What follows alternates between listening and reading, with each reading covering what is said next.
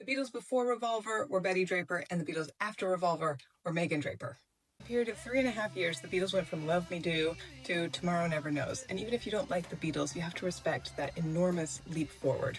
I know this isn't from the Revolver era. I'm just trying to demonstrate the schism between their style musically and sartorially. I would argue that Revolver not only cut the Beatles into two separate eras, but the 60s. And if you really want to go nuts, you could say it was a schism for the entire 20th century. I'm hardly the first person to notice this or remark on this, and no one did it better than Mad Men. By the time Revolver shows up in Mad Men, Don has left his wife and 2.5 kids in the suburbs and is now living in the city with his younger and much groovier wife, Megan Draper.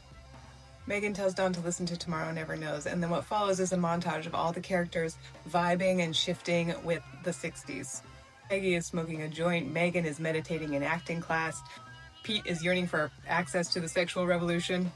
Everyone is vibing with this cultural shift, a shift that the Beatles didn't necessarily create, but they acted as a lightning rod for. And the episode ends with Don turning it off. For the first time, he is out of step with the culture. And it's a way of telling us that he's about to be left behind.